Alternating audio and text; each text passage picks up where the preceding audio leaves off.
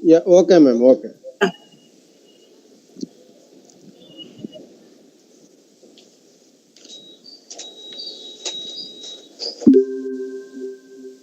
Now you can speak. Good morning. Am I audible? Yes. Good afternoon. So good afternoon, everyone. Hearty and warm welcome to a 2-day virtual national conference on impact of COVID-19 on rural women, especially in India. I welcome all the participants and eminent resource persons, retired professors, faculty from different colleges, faculty from Maristella College, students community, and other members who are interested. So a warm and a very good afternoon and welcome to all of you. And yesterday we had a session of two session, technical session 1 and technical session 2, which was taken over by our professor, eminent professor I. Sundaram sir, retired person from PG Center, Machilipatnam Hindu College, and we have Sonal ma'am from NIRD. And today we have two sessions, and our resource persons are with us. Dr. A. Bhavani ma'am and Dr. Rani Ratnaprabha ma'am from Hyderabad Central University. Ma'am is from NIRD, other ma'am is from University of Hyderabad. Before we start our program, we'll start this program by invoking the blessings of Almighty. Now I request our students, Ms. Haley and Ms. Mahima from the first BA will render a prayer song for us. Over to you, Haley and Mahima. Good afternoon, ma'am. Yes, you can carry on.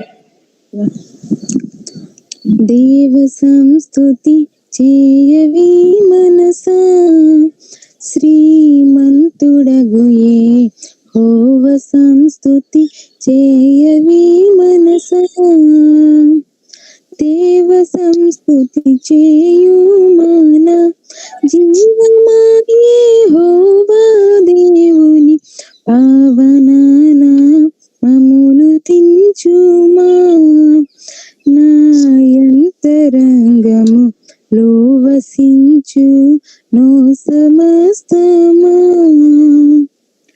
జీవమాయే హోవా నీకు చేసిన మేలను మరువాకు జీవమాయే హోవా నీకు చేసిన మేలను మరువాకు నీవు చేసిన పాతకంబులను మన్నించి జబ్బు లేవియులే కుండజీయును ఆ కారణముచే దేవ సంస్తుతి చేయవే మనసా. Thank you, ma'am. Thank you, students. Now we will start our. Now I request Mrs. V. Swapna from the Department of Economics will introduce our resource person of technical session 3, Dr. Mrs. A. Bhavani. Over to you, Swapna. Good afternoon, everybody. I'm very happy to introduce today's resource person, Dr. A. Bhavani. She is my teacher. I'm very happy. She is a project consultant, Center for Entrepreneurship and Financial Inclusion.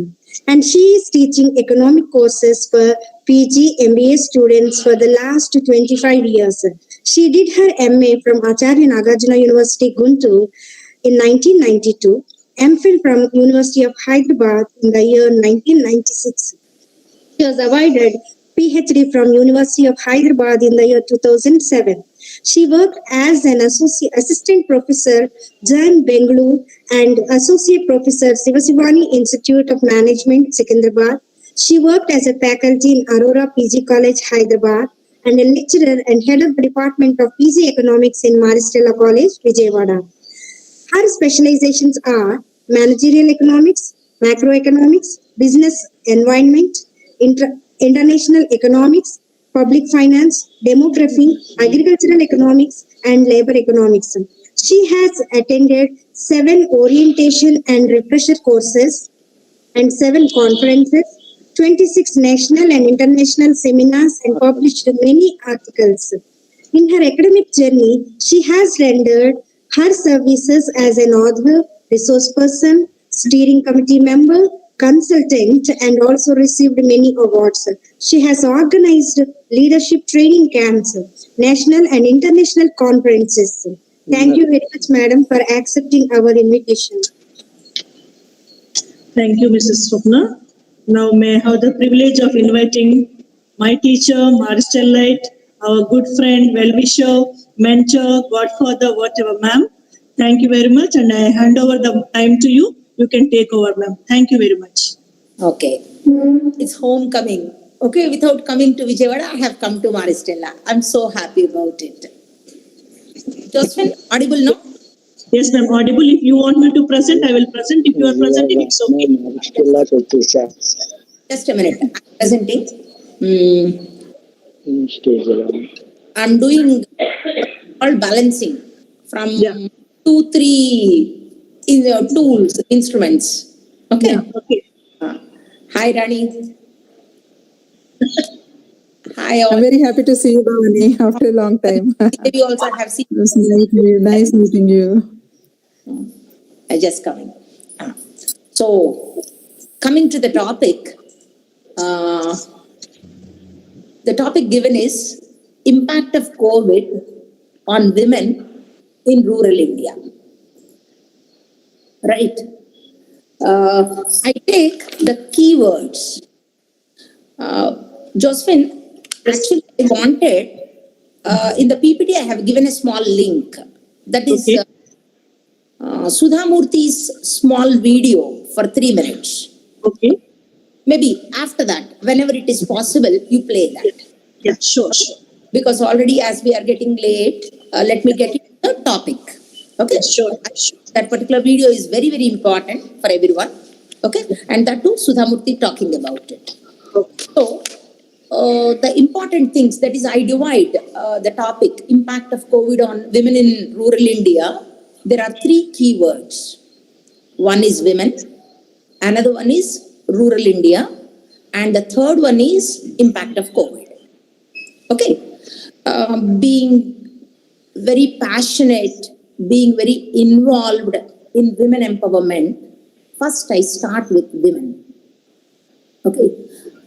My slides are more in number, but they are self-explanatory to a major extent. So I'll just run through my slides. Wherever the data is already given, just I'll talk about it. I may not take much time. So first, coming to women, why we are talking about women?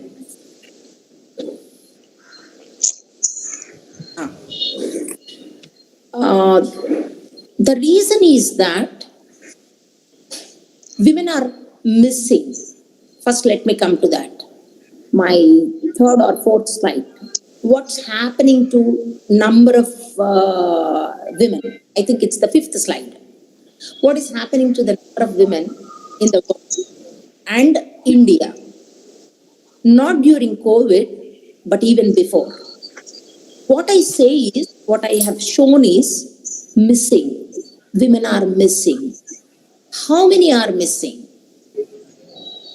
See, 29,301,280 women are missing in the world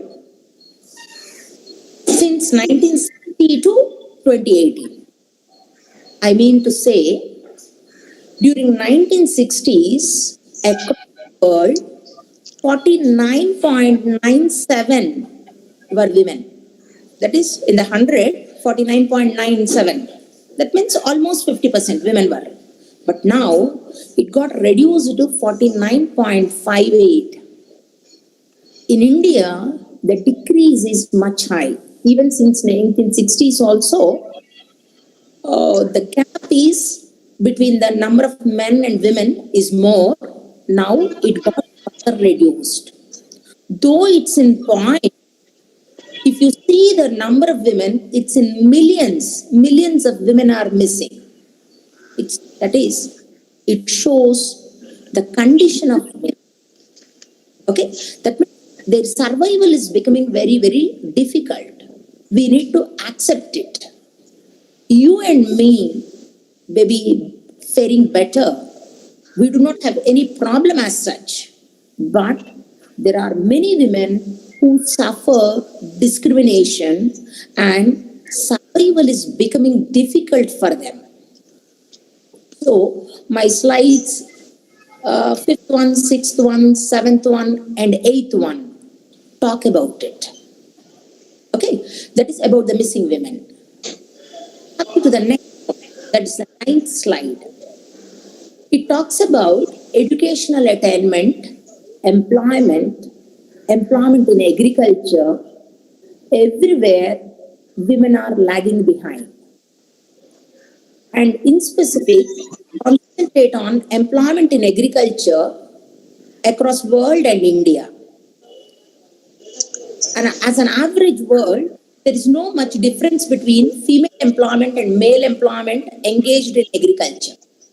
But whereas in India, only 40% of the men are engaged in agriculture, but whereas 57% of the women are engaged in agriculture. But I do not know. See, when in Delhi, the farmer agitations are happening, but I see in the videos, in the TV, it's majorly men. But actually, the farmers are not men. Farmers are women. For a very long time, there is feminization of agriculture. Okay. So, coming to the next slide, on education in India is very less. Then, households with water on the premises, only 66%. That means 1/3 of the households do not have any water facility in the premises. You know well, who fetches water for the household? It's the woman. Unpaid work is increased. In my next point, I have shown maternity leave benefits. That is, India has submitted this data to ILO. So it says maternity leave benefits are paid, 100% wages are paid. But you and me know it well, what percentage of women are receiving maternity benefits. So these are some of the things I talk about women. Okay, till 10th slide, they talk about condition of women. Then I go to the next one, that is rural. But as far as my presentation is concerned, I'm not differentiating between rural and urban. I take it as India. The reason being, rural and urban, they are very, very interlinked. India is urbanizing like anything. We have 480 million people in urban areas. And it is expected.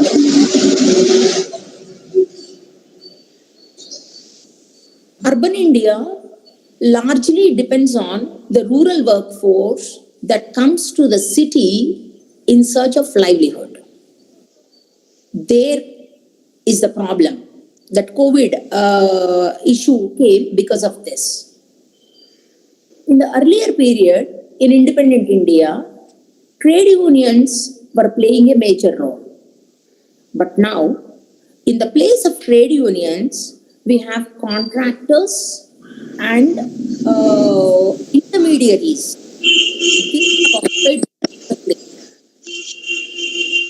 And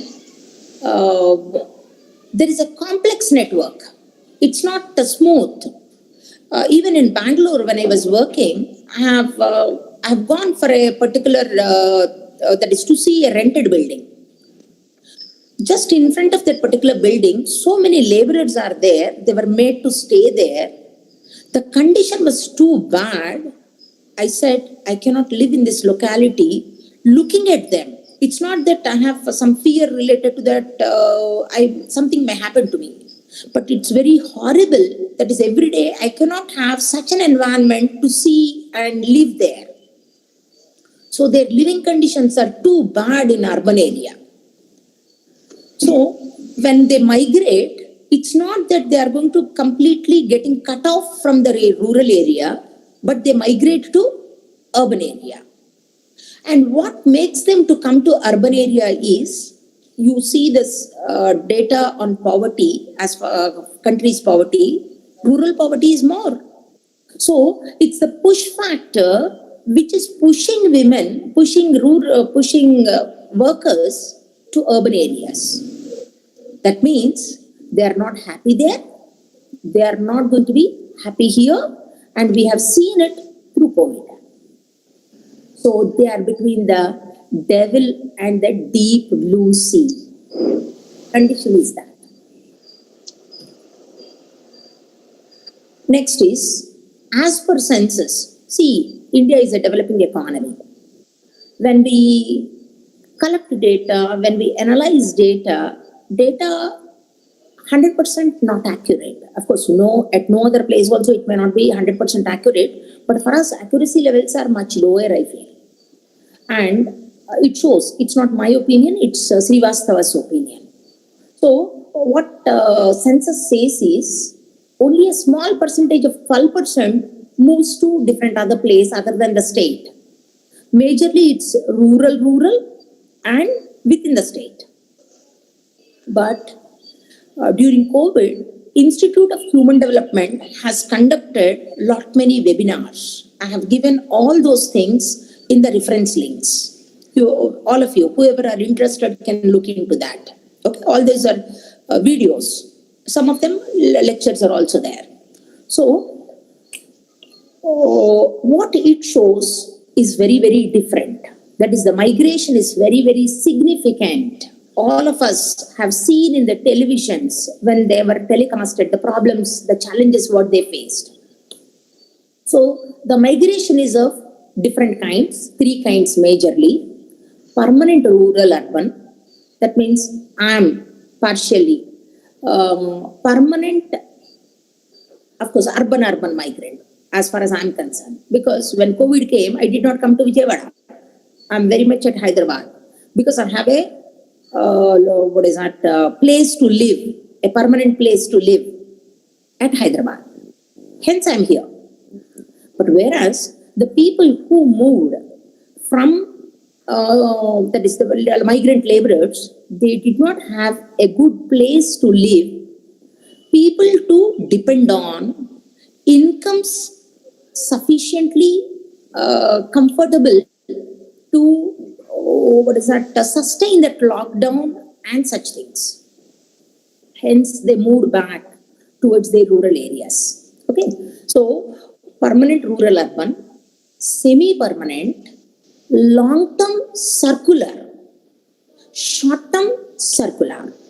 These are the different kinds of migration happening in the country. The migration of workers and their situation came to limelight due to COVID. And I'm very particular about this. I would like to tell this particular sentence with all strong emotions. It made it clear that in India, there is no adequate provision in the policy protecting the dignity and self-respect of the workforce. In this context, I feel like saying, when the working conditions of well-educated are not good, how can we expect the working conditions of informal workers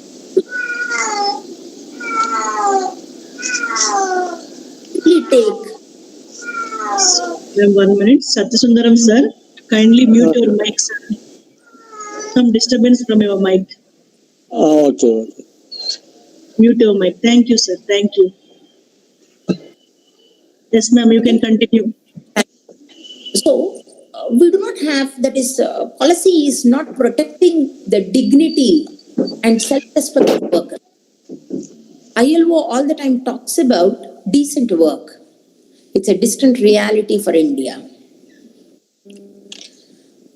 this particular slide where the number of the migrant workers is given is based on Srivastava's study, a labor economist who did a lot of study in migration workers.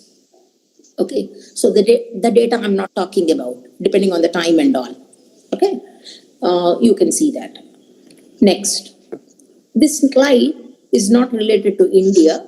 This is actually, for the picture's sake, I took it. This is Egyptian economy. They spoke about potential losers and potential winners. Even in India, agriculture fared well. E-commerce is doing good. Then medical field is doing good. Food processing is also going good. Okay, so areas are more or less the same for India and also for Egypt. But of course, there is a market difference. In Egypt, there are only 40 to 50% informal workers. As far as India is concerned, we have 90% around. Okay, so this is only to show you the potential losers and potential winners in general in the economy due to COVID. But when we are talking about informal workers, whether due to COVID the sector is a winner or a loser, it doesn't matter. It is not going to have a great impact for the informal workers. The reason being, they are just daily wage earners like. So even if the enterprise, even if the sector is going to get benefited, they are not going to get benefited.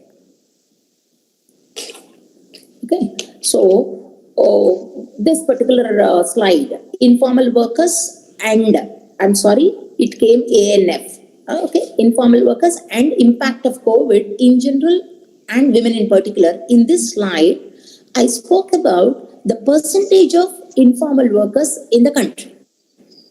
Okay, and that's what I'm talking about. When this much of percentage are informal workers, where their wages are not good, then automatically their condition is not going to be good. But their benefit, the benefit what they must have received from the gainers, from the winners sectors are, they must not have lost their livelihood. In other sectors, the workers even lost their livelihood, but in these sectors, they did not lose their livelihood and employment. But of course, what we need to concentrate on is, if they must have become sick, what must have happened? They lose their job, no wage, and medical expenditure and all those things are going to be as it is. Okay, so this is the condition. Then, impact of COVID and specific segments of workforce that suffered a lot in India. Construction workers, street vendors, selling non-essential commodities, domestic workers, micro enterprises, these are the ones.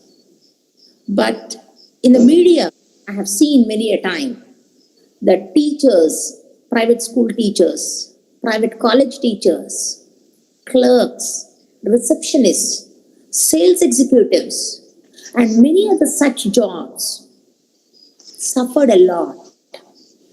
How many of them lost jobs? How many of them have a cut in salary? Don't know. Okay, and even the literature and data are not talking about. Of course, everyone is talking about the migrant workers. It's very important. We need to take care of them. But at the same time, at each level of income, people suffered a lot. Those stories are not coming out. Okay, so India has a very, very long way to go in giving that decent work to its workers. So at each stage, it's not that do it only for informal workers, do it only for educated, not like that. Country should work towards reducing disparities. Then next, I'm coming to impact of COVID on women. First, I spoke about women in general, why we should concentrate on women. Second, I spoke about India's characteristic feature in terms of more informal work. Okay, then how this particular thing is going to have an impact on women. On women, the impact is of two kinds, social and economic.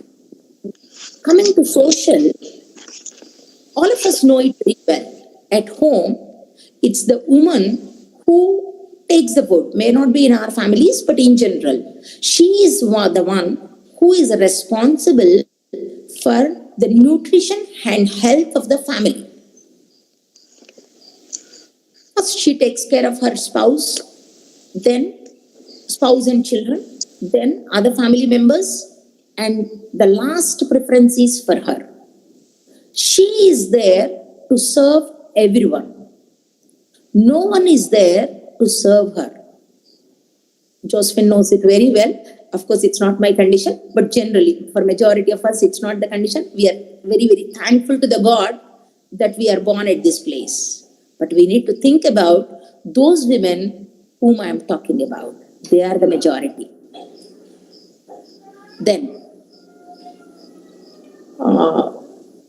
next is livelihood.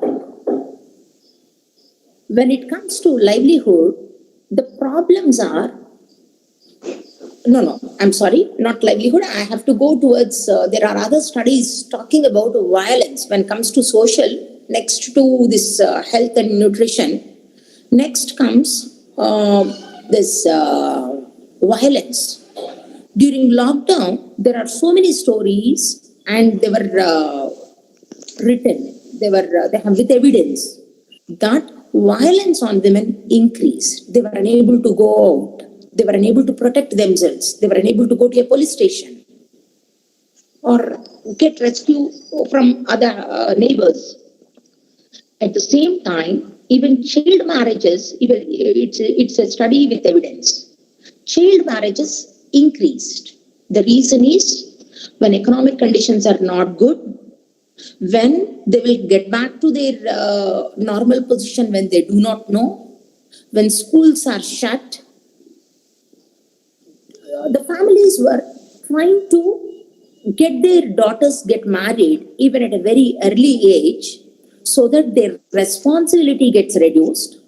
And at the same time, one commitment, family responsibility, one done. Okay. These were with facts, these were with evidence. Coming to impact of COVID on women related to economic activity, their work participation rates are very, very low. It's in comparison with the rest of the world. And also in the recent past, amongst women, the unemployment increased.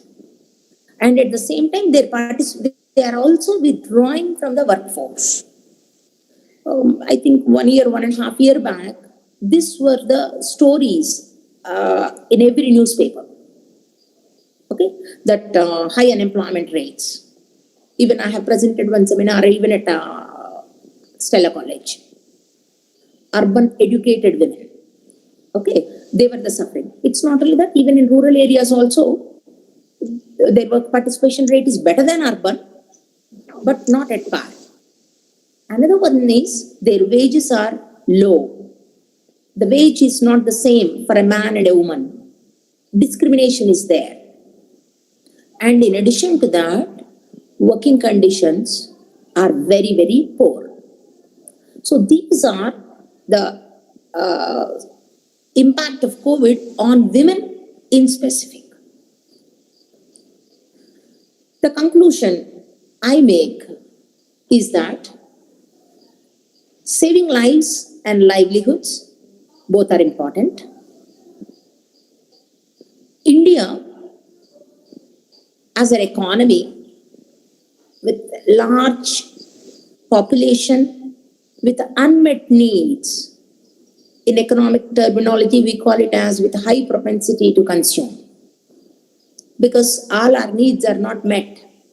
So when we start earning more, we have so many things to buy. This is the condition of India. Hence, we do not have the problem of lack of aggregate demand as it is there for Japan or for other countries which are suffering in terms of aging population. So we do not have that. That means the demand is not at all a problem. The economy can revive. The economy can get back to its normal position, and it can continue to grow for the next few decades. So fundamentals are good, but important thing is regaining livelihoods for the poor. See, when a rich person gets a loss, it's a loss. When he starts working back, again, he may be capable of getting profits and all those things. But when micro enterprises, when street vendors, that is self-employed entrepreneurs, when they lose, when their incomes decreased, and when they become indebted, how do they come back? Of course, government is doing, I am unable to say a lot. Government is doing, but it's not sufficient. Even our Center for Entrepreneurship Development and Financial Inclusion, we do in terms of to make people get financially included. Coming to government's efforts, Jan Dhan, then Prime Minister Atal Pension Yojana, PMSBY, Prime Minister Swasth Bima Yojana, PMJJBY, Prime Minister Jeevan Jyoti Bima Yojana. Then very recently launched a program, PM Swanidhi, in terms of giving loans to street vendors. Okay, all these things for the informal sector government is doing, but it's not reaching. Even if it reaches, it's a small proportion. In Hyderabad, when I asked, that is, I made it my mission to talk to every street vendor, whoever I come across. Hey, do you know PM Swanidhi? Government is giving loan. You apply with GHMC, get registered and apply online. Out of 10 people whom I told, at least 6 said they applied or they received. But it's far. I do not know about Vijayawada. I do not know about many other towns. Okay, and there are so many rural areas where it has to penetrate. We have crores of population, and when schemes are reaching, it's in lakhs. There the gap is. Okay, so regaining growth depends on how livelihoods of poor, low income and middle income informal workers are protected and made to survive and prosper. Our head of the department, that is head of the Department of Center for Entrepreneurship Development and Financial Inclusion, very recently in one webinar, he was talking about, if this type of COVID have come some 2 decades back without Jan Dhan, what must have been the condition? Even now, it is not reaching, we are saying, with this many accounts and all that. But when people do not even have a bank account, how to reach out? Okay, hence, macroeconomic and labor policy should be towards more equitable, inclusive development, reducing precarity of informal workers. I have become a big fan of this particular study. Economist by name Guy Stanton. I heard him even prior, but again through IHD lectures, he speaks about this precariat. He says this precariat class is increasing. When there is violence against women in terms of rape, whether it's Nirbhaya, whether it is Disha, I feel very bad about it, about the condition of women. But at the same time, I feel very bad. In specific, when Disha case happened, the culprits died, all of them from poorer classes. They were very poor. That means their lack of education, their lack of hope for life, lack of discipline, okay? No love for tomorrow made them such things. I do not know to what extent I am right, but I feel it is the society which is making them like that. It's not the individual's mistake or a family mistake, but it is the mistake of society. If my head of the department asks me not to leave before 5:30, I do not even start at 5:25. Because for me, tomorrow being in employment is important. Hence, I don't do that. But these men, they do not understand the repercussions followed by this particular crime, and they get into this. I consider it as lack of education for them, lack of love for their life, only concentration on today, no hope and interest for tomorrow. Research is very important in these lines. See, we cannot protect women without mending men. These two have to go hand in hand. As rural and urban has to go hand in hand, men and women, that is the protection for women, also has to come from men and the society. Okay. So concentration should be on socio-economic upliftment of women, helping women themselves, their families, and the nation. If these Disha culprits, mother is educated, the family has a decent income, maybe these crimes must not have happened. So we need an equitable society, not to save the poor, but to save everyone. Okay, thank you. This is my presentation. I do not know whether I stick to time or not, whether I have gone forward. Let me know. No, ma'am, not at all. Thank you very much. So the session is open for interaction. If anyone have any clarification, any doubt, any further explanation, kindly you can take. You can unmute your mic and ask the questions.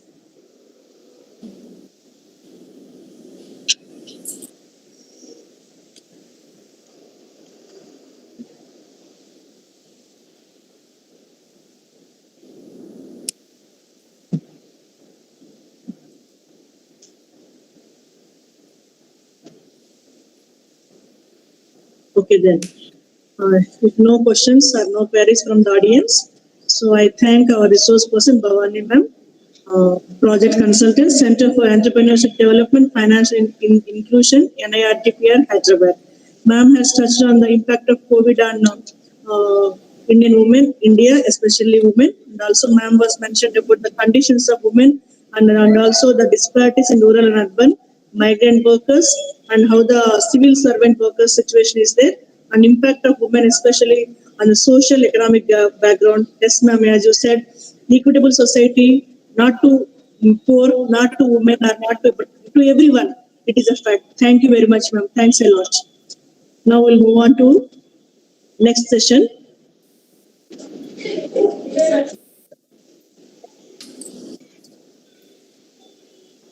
Ma'am, if you stop sharing, then I'll share ma'am.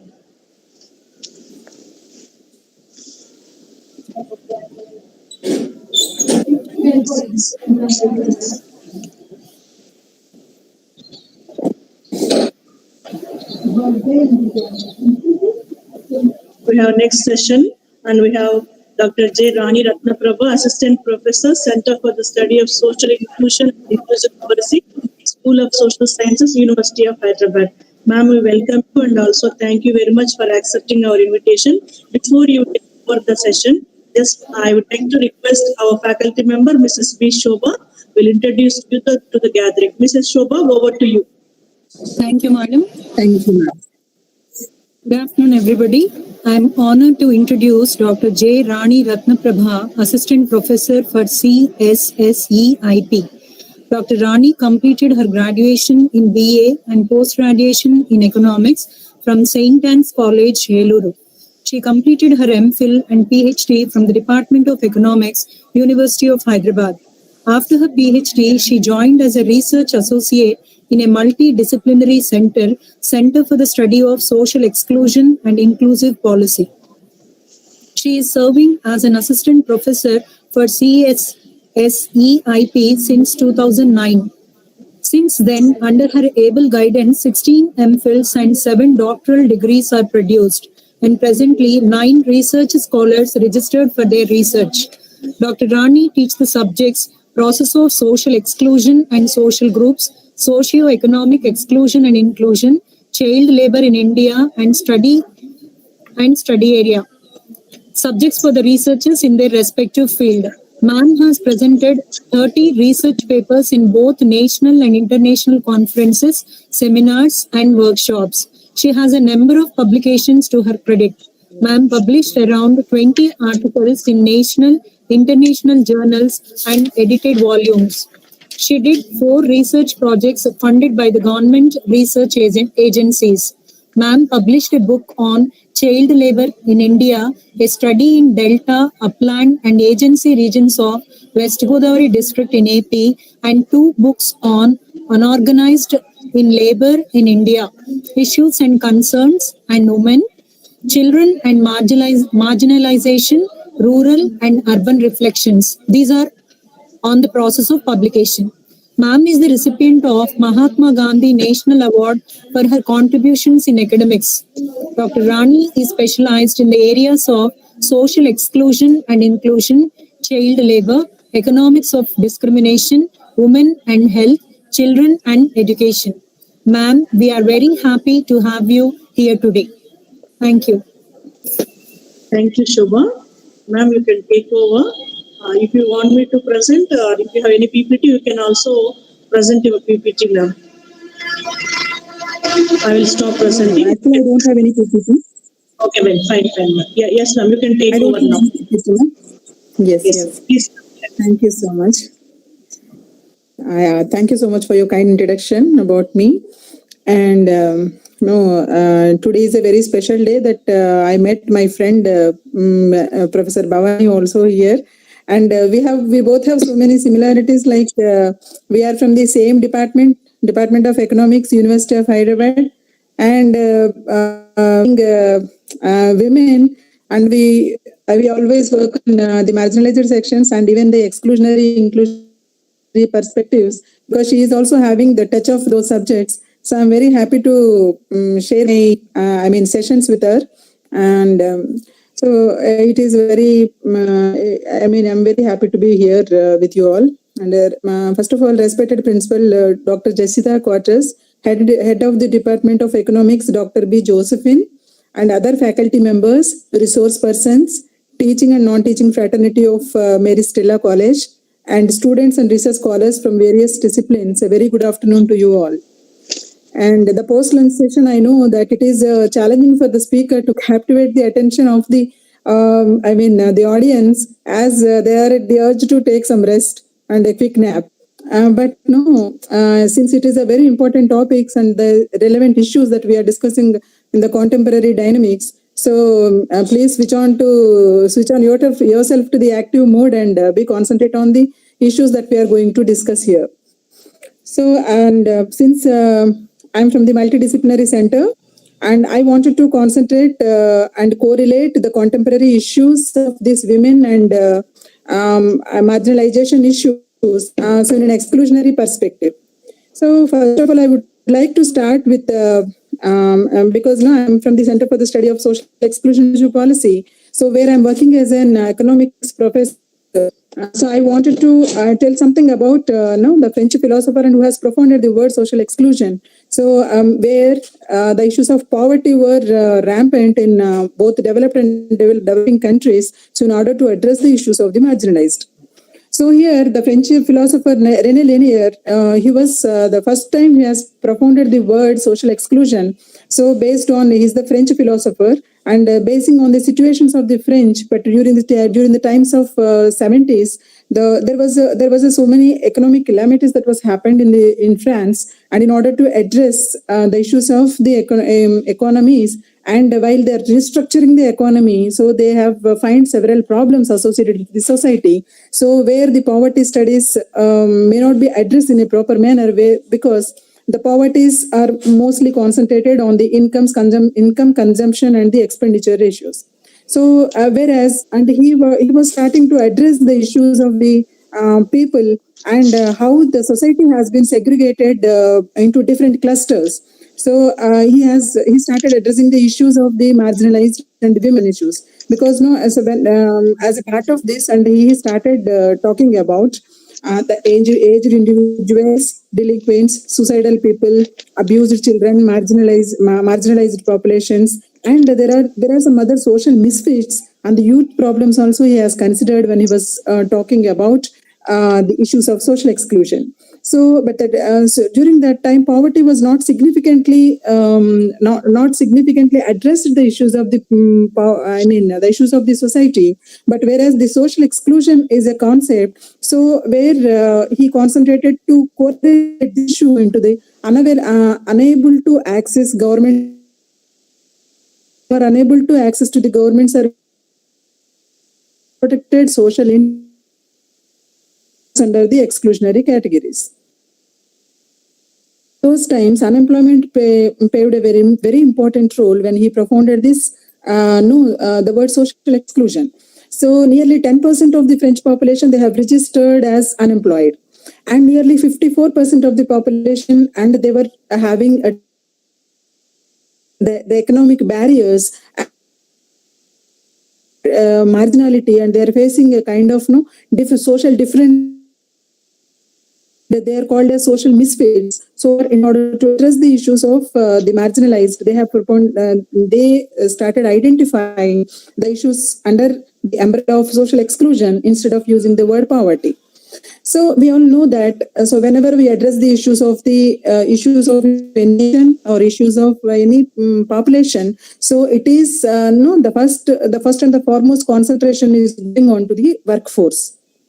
Since India is labor-abundant country, and since 60% of the people are still working in the agricultural and allied activities, and as per our census and some of the studies are saying that, so there are near about 48% of the population are workforce, and among which more than 34% of the population are engaged in the 30 crore percent of the population are engaged in rural works, and there are 15 crore population are working in the urban sector. So, but if you see the organized and unorganized sector and the population contributions, so there are 3 crore population are engaged in the organized sector. So this is very much very limited. In the half of the population, there are only 3% of the population are working with the organized sector, and whereas 44 crore workers are in the unorganized sector. And even and significantly, women are the vulnerable sections, but they are also having the equal share along with men in the workforce. So the Ministry of Labour, Government of India has recognized and the labor in the unorganized sector into 4 types. So based on their occupation and nature of their employment, and also especially distressed categories and the service categories.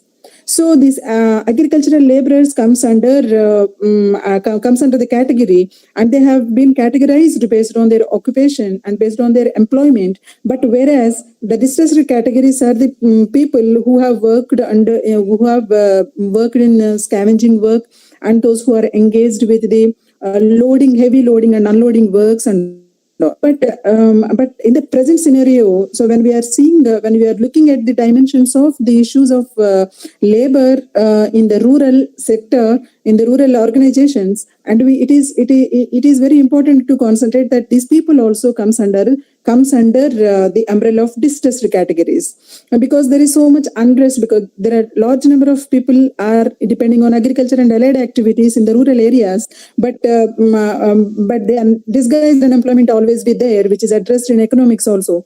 So, but in the place of disguised unemployment, there is a lot of insecurity taking place.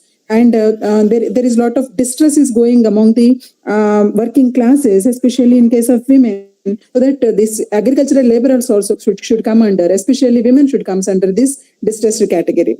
So this ILO estimates, if you see the ILO estimates, there are 41% of the world agricultural workforce are the agricultural laborers.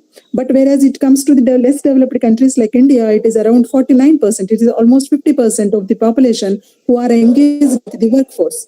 So in the when it comes to the rural works, so the women are categorized into different different segments, like so the women workers are mainly small and marginalized farmers, so which are accounted very few in number. So as Bhavani madam pointed out that, so they are the village farmers are women, not men.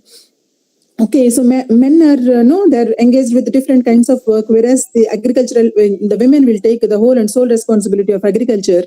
So that the marginal farmers, most of the marginal farmers comes from the women category. So, but whereas, and they are also called as the wage laborers. So they are the wage earners, they are the breadwinners of the family, and they are the small entrepreneurs. They engage with petty business or any other economic activity apart from the agriculture, and there are some people engaged with other small entrepreneurship. So apart from this, they represent an important share of agricultural force that we should not forget. So they undertake multiple roles. Women generally, if you see, women is a kind of person so who juggle between the tasks. So women is a multitasker, and he used to juggle between tasks and being a caretaker of the family, being the caretaker of the children, elders, and cooking and managing family. And she is an important member in the society. The social construction is also possible only through women. So if men alone is there, then there will be no social construction. So women play a vital role in maintaining the social construction. So whereas and she is a very significant contributor for the national economy.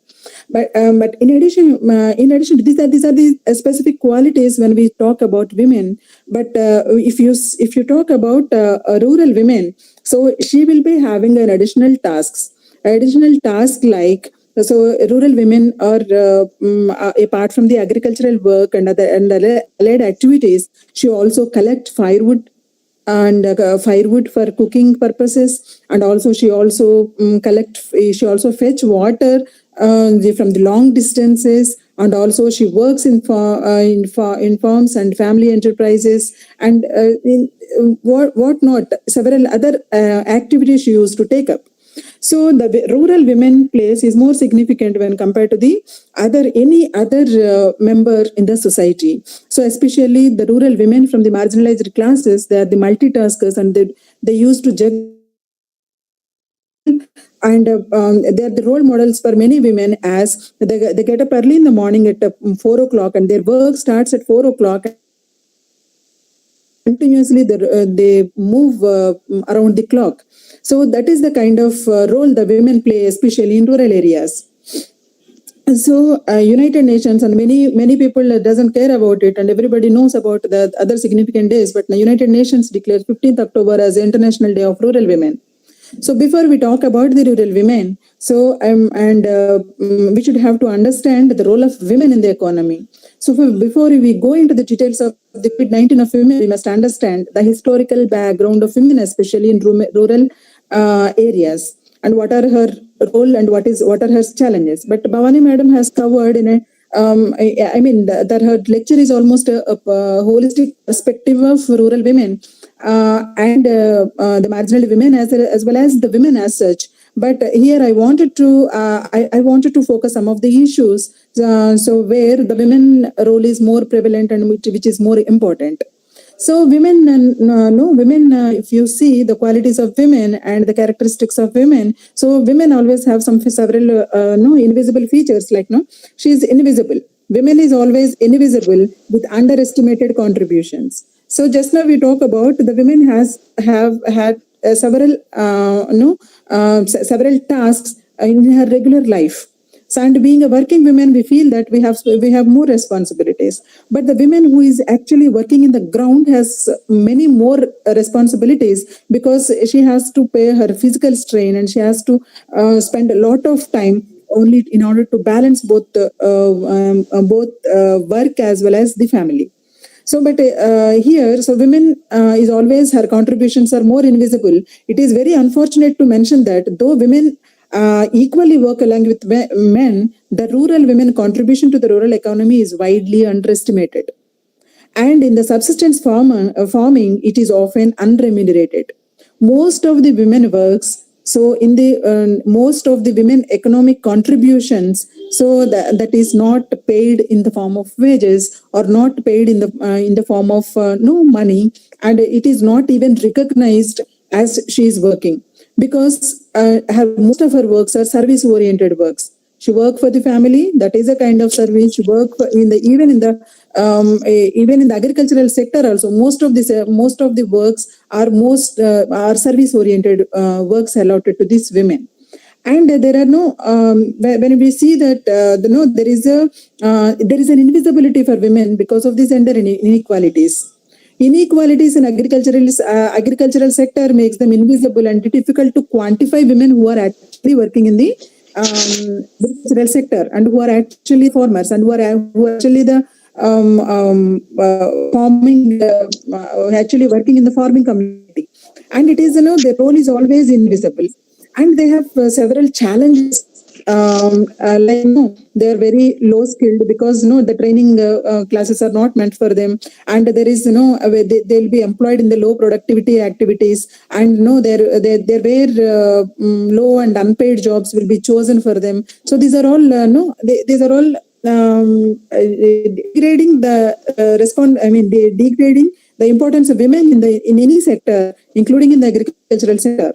So, but she has to pay longer hours. She has to pay longer hours and poor working conditions, and there is even a very limited social protection facilities that she has. And they are most active in the informal rural economy, and which are just 40%. There is a wage gap between men and women, so which is almost 40%.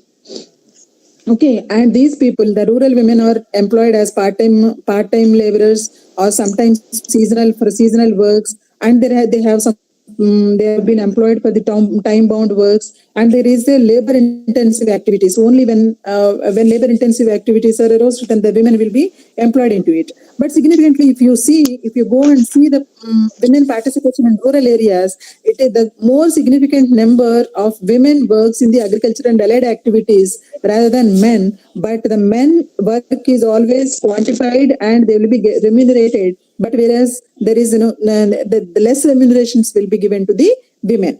So these are the some of the issues. So that once we have to address. So before going into the details of the COVID, because what I wanted to tell you is, so it is education and training facilities are very less for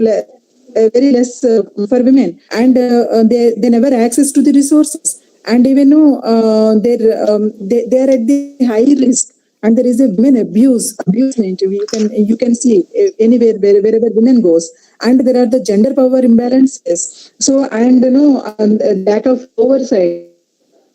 So working alone in a relatively isolation in remote locations. So these are all several challenges so that women face. So in their workplaces, but these are the problems not in connection to the COVID. These are the problems. These are the regular problems of the women. So when Bhavani madam started talking about these issues, and she started with why we are talking about women, where these missing women. So these missing women are the women which are not comes in count of the economic statistics, because they are unremunerated, and they're very unprivileged, and their services are invisible. So in the service market, as well as in the household, the household arena. So these are the general issues that we should have to discuss before we understand the COVID issues. So now we come to the COVID. So why is women play a very significant role during COVID pandemic period? Because we can consider the women as a frontline warrior during COVID pandemic. Because instead of talking about more men, if significantly, if you see the role of women in the agriculture, in the rural sector, so the women are the women are at the forefront. Like you can observe this health workers. So there are 1 million ASHA workers are working at the ground level in the rural villages. So the role of the ASHA workers is not only to collect the information about the information and health conditions of the family, on provide some medicines, and they provide food and other facilities to the people, and those who are those who are closed themselves under lockdown. So these people are the service suppliers, and actually, though they are only associated to the medical department, so they are also taking care of many other aspects. So at ground level, so ASHA workers, most of the ASHA workers are women. So if you see women, I have seen some videos when I was during the time of lockdown. So there are some nurses at rural areas. They're saying they don't have a bathroom facility. During the times of menstruation, they used to face problems, and they're they can't go home, and they can't go to bathroom, and even they don't have any time to even change the the pads and all. So this is a kind of situation where women were placed even at the health as health caretaker. So if you see in the police department, we know that the women number is significantly increased. But when compared to the other places in India, it is for every 1 lakh population, there is 193 police were employed. So significantly, the number of women also employed in order to look into the matters of the women issues, women victims. So these police women, actually, there are some surveys. They said that so they have worked with their own money. So only there is 10% of their income they spend for their for their services. So it is not. It is they share their incomes in order to protect the people. So these are the frontline warriors. So like ASHA workers, that is health workers, and even doctors, and even when it comes to the police, the common police, women police, especially women police also, whenever they have duty, they used to face all these kind of problems. And even the scavengers and the sanitary workers. There are over 5 million of sanitary workers. So they're working at different places, and more than 2 million of at the high places they are working in. So because the sanitary workers made a significant contribution during the times of lockdown, because they used to go visit every place, and they used to clean, and they have to, but if you see the sanitary workers, sometimes they did not go with the protective gears, because the gloves and the sanitation liquids, because anyway they don't use the sanitation liquids also. All the time they used to all this garbage and all. So even the sanitation facilities for the sanitary workers were very poor in India. So during the lockdown period, and especially in the rural areas.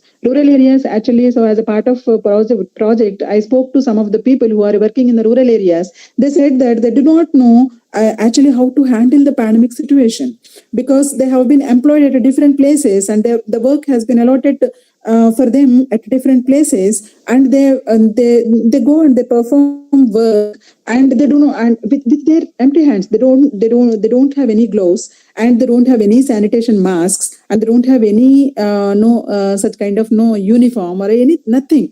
So they used to go, and as regular as they go and they perform the work. And most of the sanitary employees are they are the outsourcing employees.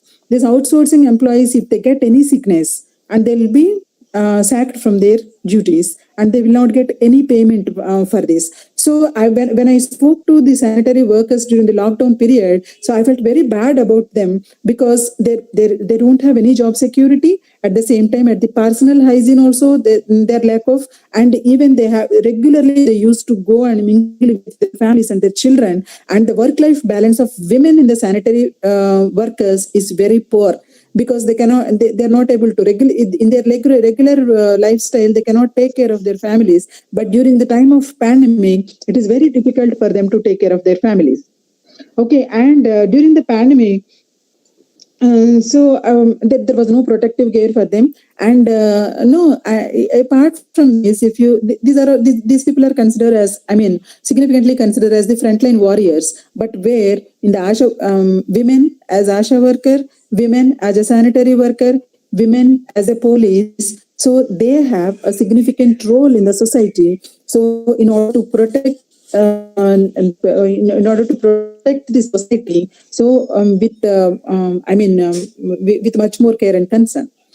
So even women are taking care of this society. That is on one hand, but on the other hand, if you see, there is a large scale of social abuse. That the abuse, women abuse, have been mentioned by Dr. Bhavani ma'am also. So there are as per the National Commission for Women, so they mentioned that there are within a week they have received 257 calls from various women, so regarding the domestic violence.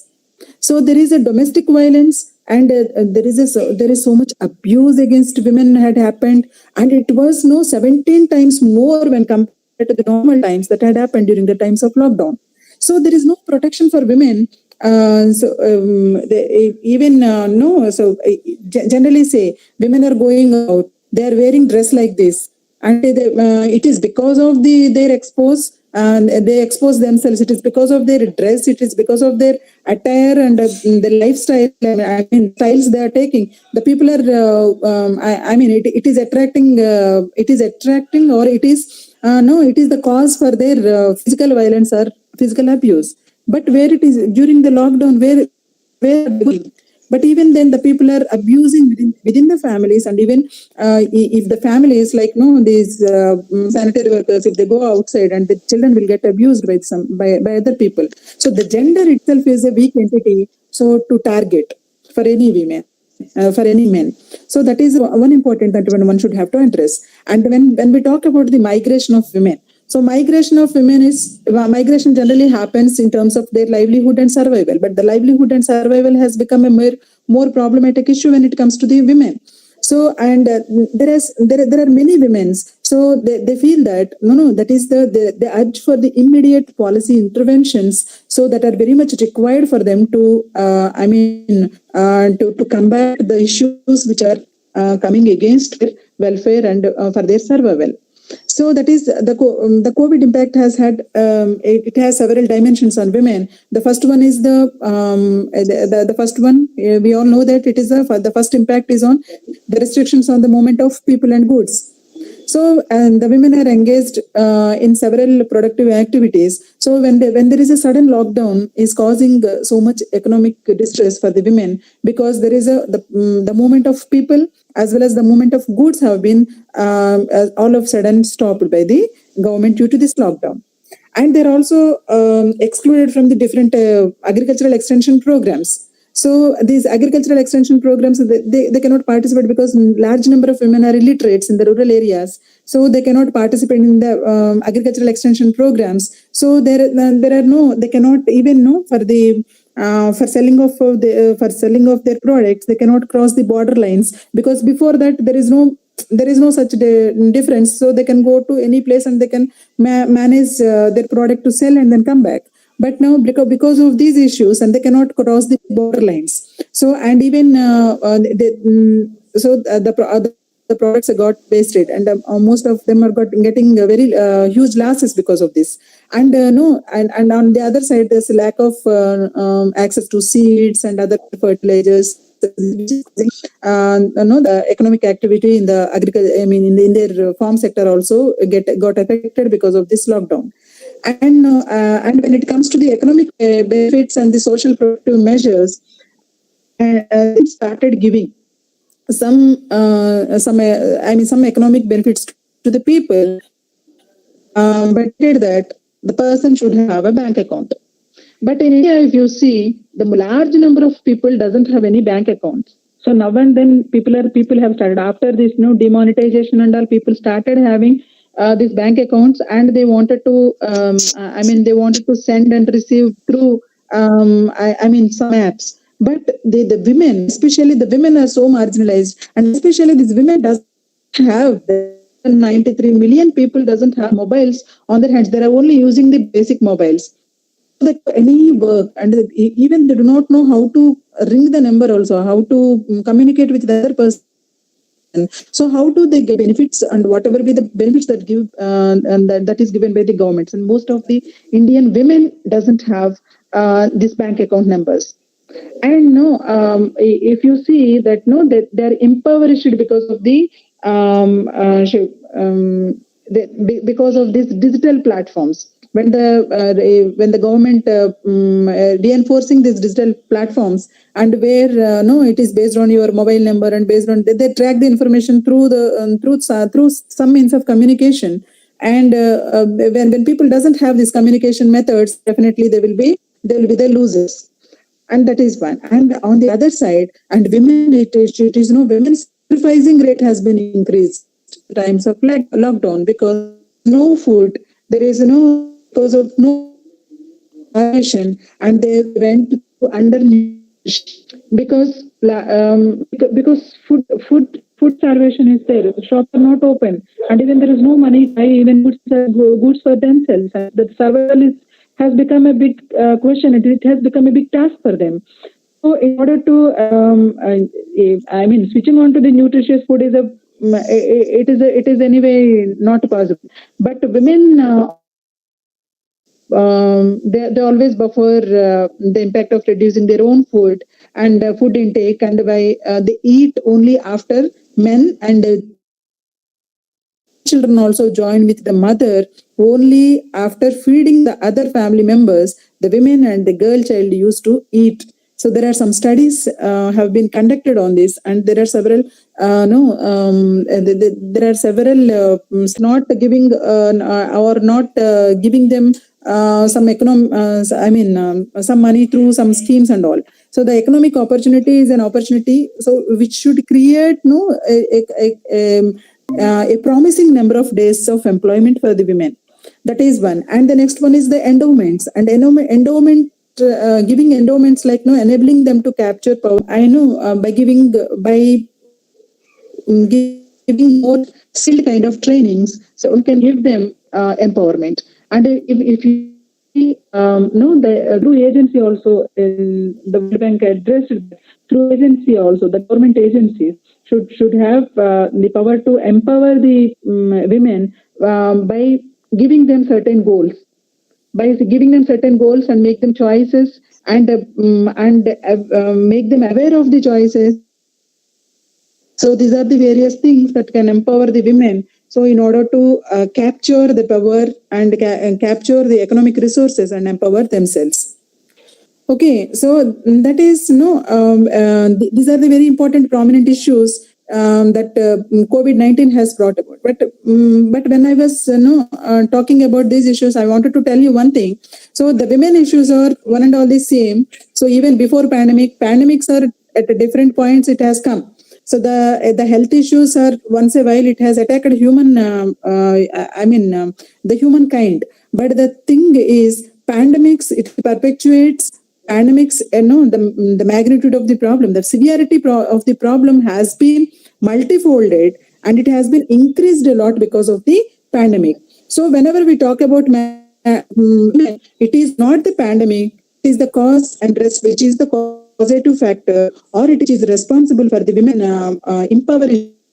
For impoverishing the women, but it is only a cause. COVID is also one of the reasons which is attributed for the women for the lack of women empowerment.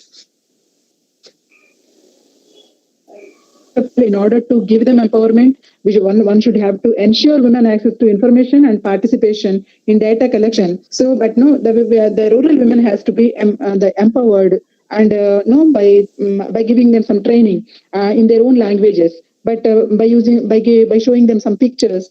But no, and the local norms and practices should be should be maintained by the women, and so there are, and in some places like no in SHGs.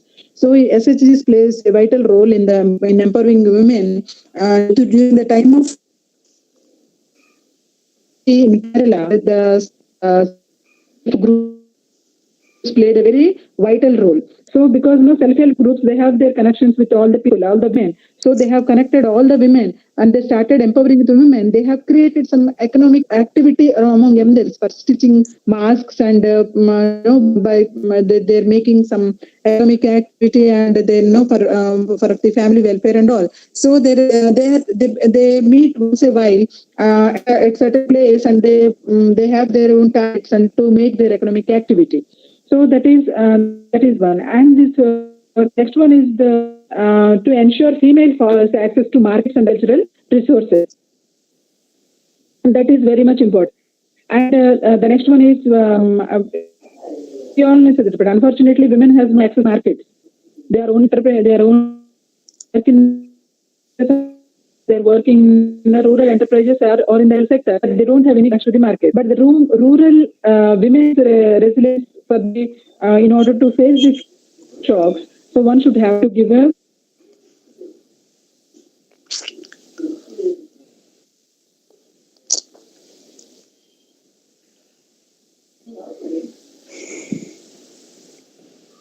Madam, your voice is not audible, ma'am. Some network issues, I think. Rani Ratnaprabha, ma'am. Ma'am, your voice is not audible. Some video also stuck at some technical problem, I think.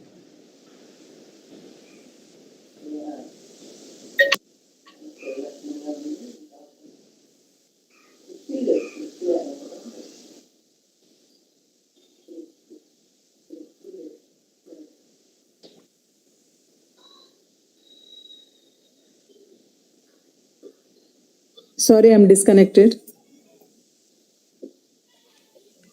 Yes, ma'am. Yes, ma'am. You can continue, ma'am. Yep. So Kerala, Kerala played a very significant role when for the women empowerment during the times of pandemic, and even if you see that is for example, if you observe the French, the farmers, the French government direct contact with the farmers and farmers unions, and they purchased whatever is left over with the farmers during the time of pandemic, which is not coming to the markets. The government used to buy those products and they released it to the market and they have hand over to the public. And whereas if you see the North Korea also, so they have had some connections. The North Korea is full of potatoes, so that got wasted. But no, the government has its connections with the people, and they started distributing to the other communities. And in such a way, but in India also there are some cooperative, agricultural cooperative and rural urban distribution initiatives has been taken up by the government. But no, unfortunately, it has not reached to the rural farmers. Many rural farmers did not know that there are certain there are certain agencies which are taken up these products and they are sell over to the other people. So like the way, so these people know the rural farmers are very unfortunate in India. So because it is because of their marginality, and because of their remoteness, it is because of their geographical conditions. These farmers are always based at the unprivileged situations where women is all at most a negligible situation. They are not able to meet up their goals, and they're not able to meet up to the public. So in order to in order to reach out to the public and get their economic benefits. So with this, I just wanted to conclude.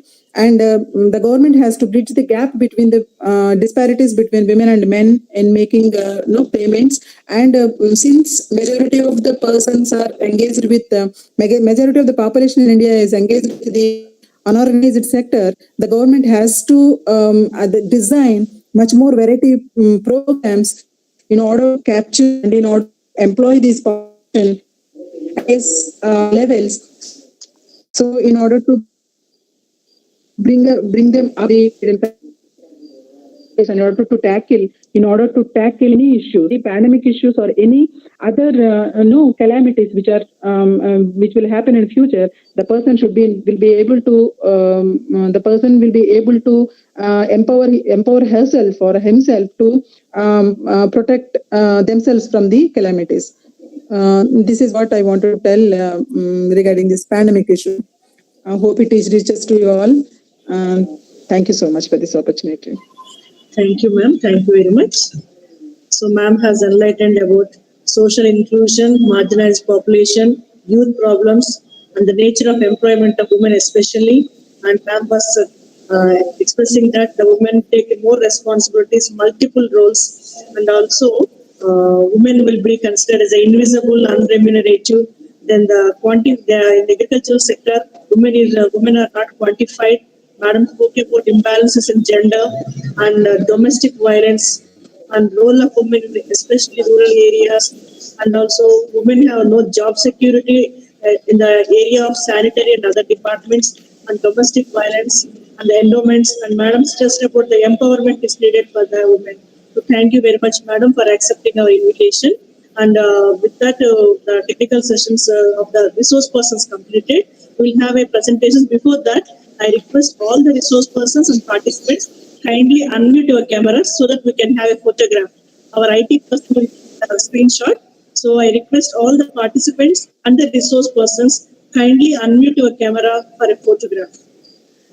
Please, all of you, unmute your camera for 1 minute. Prasad Garu?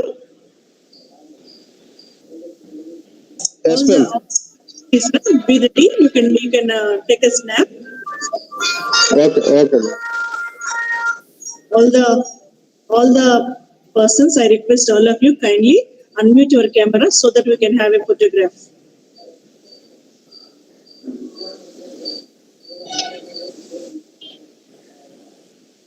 Yes, ma'am. Oliva, you can on your camera.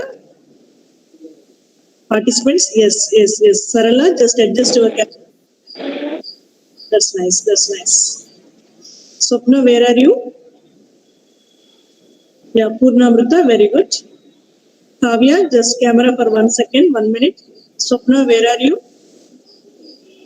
Swarup sir, lighting problem is there. Your face is not clear. Check the lighting. Bharta Jyoti, where is Vidya ma'am?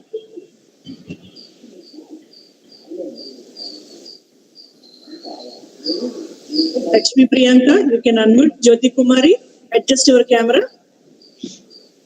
Sirisha and Tulasi, if you are there, kindly just switch on the cameras. Yeah, that's fine, sir. That's fine.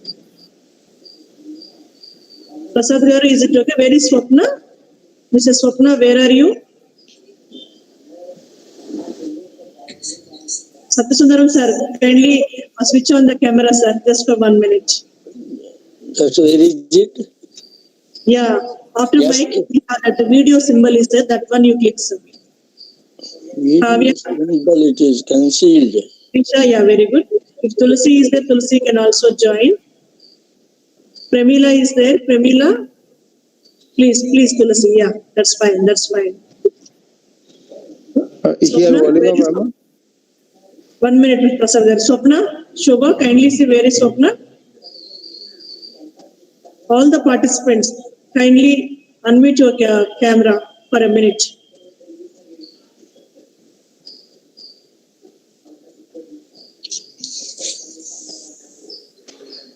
Satya Sundaram sir. This one. Ma'am, your camera, yes. Now, so, yes, Prasad Garu, you can take a photo. Tulasi, Oliva, please. Tulasi and Oliva. Ma'am, my video is on. But you are not, that's fine, fantastic. Tulasi, Prasad sir, now you can take a snap. Okay, 1 minute.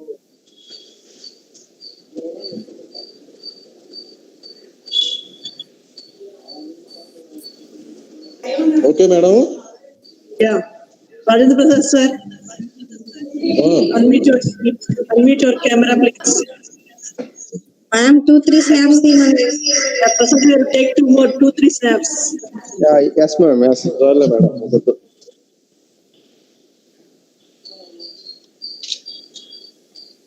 Ma'am, one more photo, ma'am. I taken geotag photo also. Yeah, thank you so much. Okay.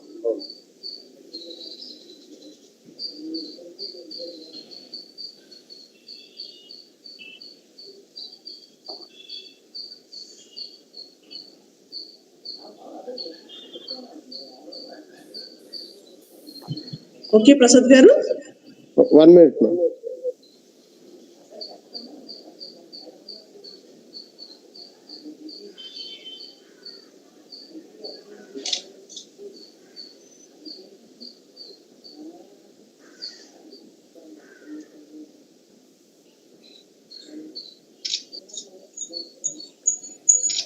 Prasad sir, Yeah, we okay, ma'am. understand. Okay, ma'am. Okay, Thank you. Thank you so much. Thank you. Thank you, ma'am. Someone's mic is disturbing. Yeah. Now, ma'am, we'll have presentations here. We have few paper presentations. Premila, ma'am, are you ready? Premila, ma'am, are you ready? Mrs. Premila, are you ready? Mrs. Bharta Jyoti, are you ready? Dr. Bharta Jyoti, are you ready? Yeah, I'm ready, ma'am. Yes, you can take over. Bharta Jyoti, you were presenting PPT.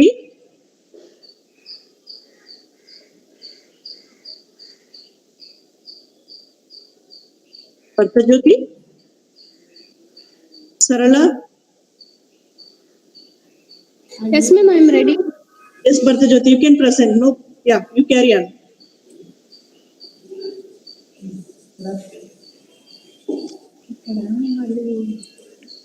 You have PPT, Bharta Jyoti? I have PPT, ma'am. Yeah, please. Yeah, I'll stop my presentation. You can share. You can share your PPT.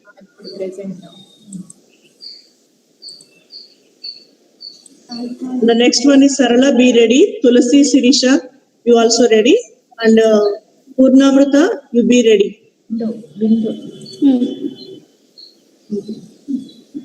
Mine only.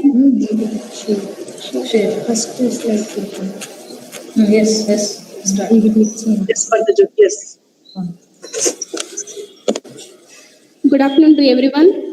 I'm Dr. Bharta Jyoti, lecturer in zoology, Maristella College.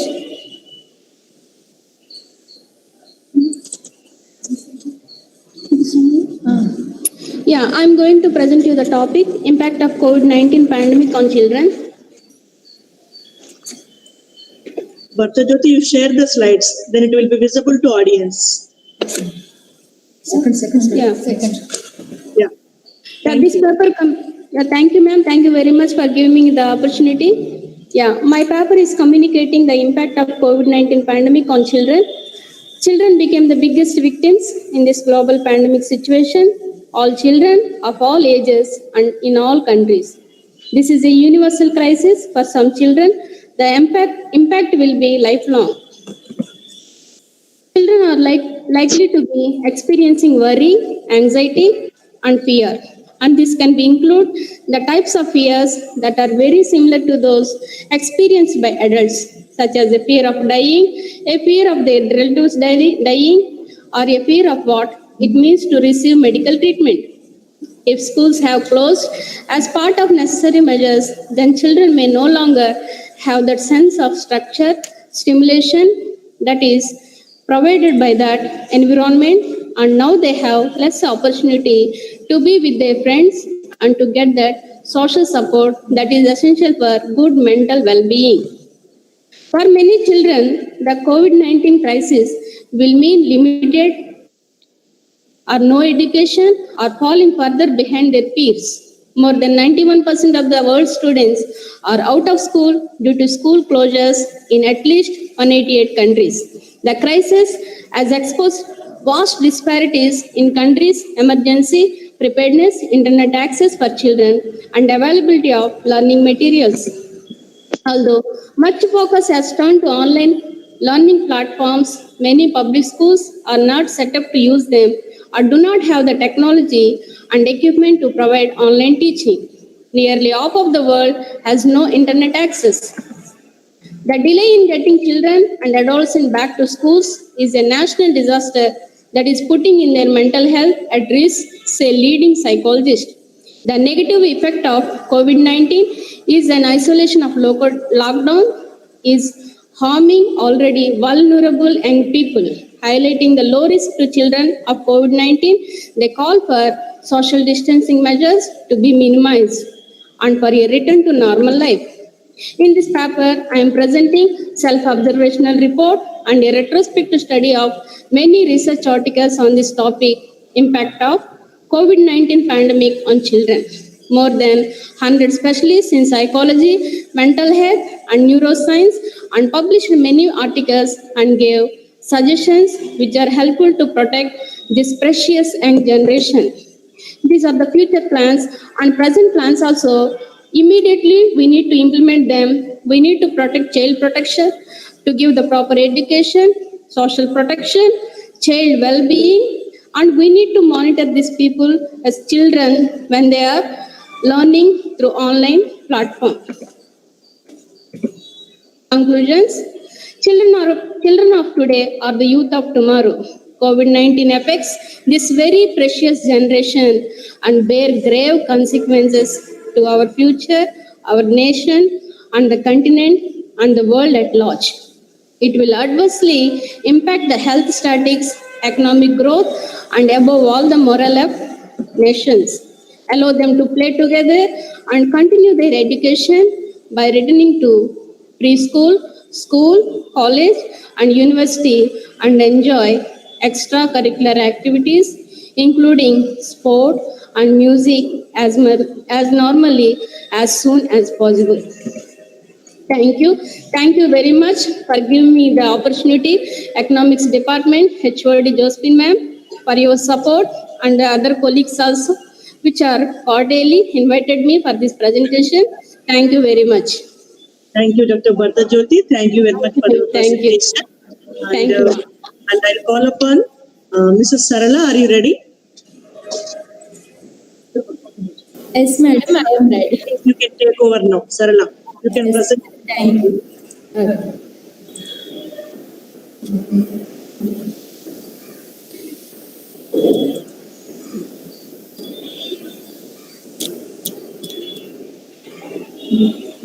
Good afternoon.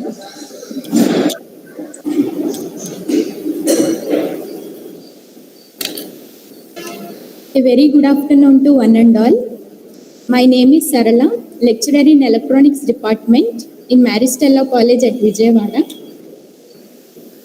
Today I am going to present the topic on the impact of COVID-19 on youth.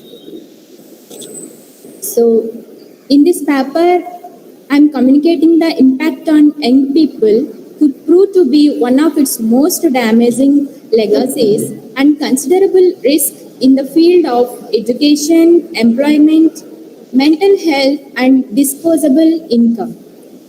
This disproportionate effect of the pandemic on young people has exacerbated inequalities and risk reducing the productive potential of an entire generation.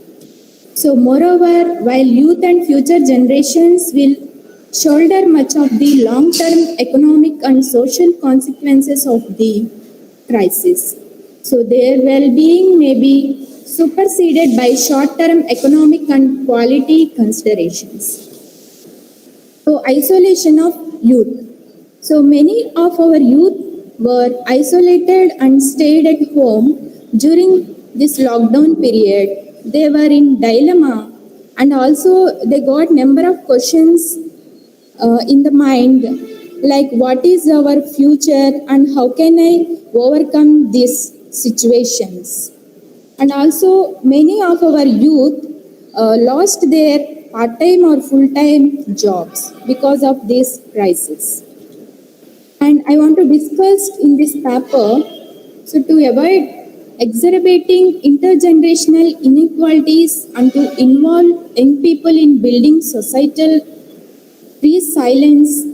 Governments need to anticipate the impact of mitigation and also recovery measures across different age groups by applying the effective governance mechanisms. So, based on the survey by the government, the findings from the 90 youth organizations from 48 countries, this policy briefly outlined the practical measures governments can take to design inclusive and fair recovery measures that leave no one behind. So, I want to conclude my paper. So, in this crisis must be an opportunity, a turning point for reinforced and more effective multilateralism. So finally, ensuring that youth voices are heard in is critical to delivering a more inclusive responses to the COVID-19 crisis and giving young people a say in decision making to articulate their needs and ideas improves the effectiveness of policies and programs. So we need to work together to develop effective global solutions for today's global challenges. The COVID-19 recovery and also climate changes, growing inequalities and the concentration of the wealth, digitalization or the future of the work. So in the light of COVID-19 context, youth should have emerged legending agents to communicate and recover the worldwide. So thank you to one and all for patient listening and also thank you for Josephine Madam. Thank you so much for giving me opportunity to present my presentation. Thank you, Aparna. Yes, thank you, Sarla. Thank you for presenting a very apt paper that is the impact of COVID on youth. Thank you very much. Now I request Purnamrita MBA. Is Purnamrita ready? Yes, ma'am. Please take over, Purnamrita. Thank you, ma'am.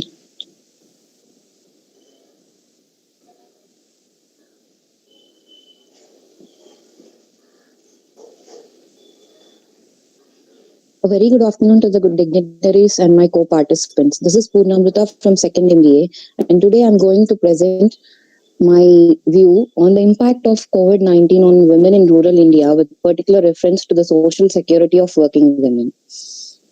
My paper deals with the impact of one of the biggest pandemics faced by the world, that is COVID-19, particularly on women in India and especially in rural India, and the particular focus is on the social security of working women. We all know that this is one of the major concerns faced by today's world. Thus, it is very, very important for us to understand, analyze, and address these issues. In this paper, we study the different kinds of issues faced by women, like harassment, domestic violence, violation of rights, income, and social insecurities, and also the steps to be taken to address these issues. The effect of coronavirus is not just limited to certain countries or sections of people, but it has taken the entire world by storm. This is a contagious disease caused by severe acute respiratory syndrome. This case was identified in Wuhan, China in December 2000. Impacted all walks of life, but the major impact was on their jobs and their livelihood. Not been equal in every case. On women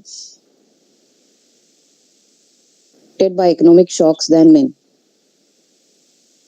The pandemic has left women in a more vulnerable position, thus its effect is definitely not gender neutral. The reason for this disproportionate effect can be attributed largely to the long existing inequalities in the society. It has adversely affected the security of the women socially and mentally, particularly working women, both rural and urban. Rural working women have been the major victims of the disadvantages of this pandemic. One of the main adverse impacts is harassment. Due to this pandemic, the household water needs have increased as all the family members are staying at home, and also the emphasis on cleaning hands with soap and water regularly. Usually, it is women who carry the extra burden of carrying water during wee hours, and thus they face the risk of harassment. In some places where private water connections are not available and common toilets are to be used, these sites have become sites of violence and harassments. Also, they increase the risk of infections. The COVID-19 crisis also poses a threat to the women's reproductive rights, and it is projected that due to this disease and the lockdown restrictions, millions of women and girls may be deprived of family planning services. Also, the most important problem faced by women is domestic violence, as women have to spend more time with their abusers now. Frustrated, unemployed, or struggling to access tobacco and alcohol, several men are inflicting their anger through physical, verbal, and sexual assault. The surge of this violence is affecting millions of women of all classes and countries.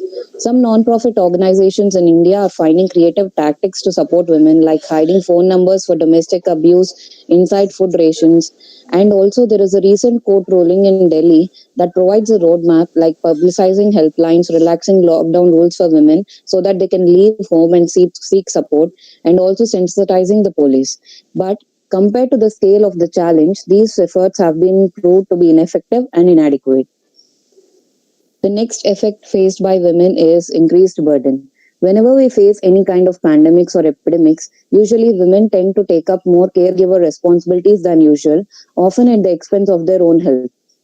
Particularly in the COVID-19 crisis, some instances families have to stay at home while self isolating or during movement restrictions. Women are overworking and overstretched as they have to take more domestic care. This is increasing the burden of care and also taking their time away from paid work. The responsibility of taking care of the sick at home also falls on the women. In some cases, they have a double barrel role of being caregivers both at work and at home. Next, we see the risk of the healthcare workers. Women form 70% of the healthcare and social services workforce. This automatically puts them on the front line during a pandemic response and thus at a greater risk of infection. Women and nurses are far more likely to suffer from depression, anxiety, insomnia, and distress, according to a study. Past outbreaks have also shown how gender norms, unprepared health systems, inaccessible healthcare services, and power dynamics can increase women's vulnerabilities during any crisis. This is the same in this case of pandemic too.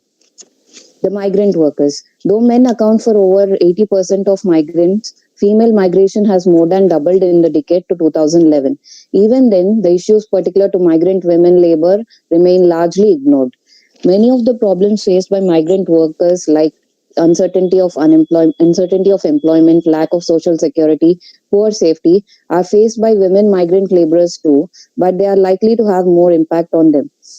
In the construction sector, for instance, it continues to rely on low-wage, poor migrant workers living in hazardous conditions on urban construction sites. But these issues are often overlooked and ignored. Women employment issues. The COVID-19 pandemic has worsened the situation of women's employment overall. 8 months after the lockdown was imposed, 13% fewer women than a year ago were employed or looking for jobs, compared to 2% fewer men, according to studies and an article on Women at Work 2.0. Urban women too saw the deepest losses. Women entrepreneurs are also struggling to survive. Women employed as domestic help in cities at construction sites and in call centers, handcraft and retail units have lost their jobs, as per India Spends report in November. Employment effect on rural women. Women form a large part of informal economic activities, and compared to men, a large part of women are employed in the informal sector, characterized by low pay and high insecurity. They face the risk because of their social disadvantage, poor working conditions, and limited resources.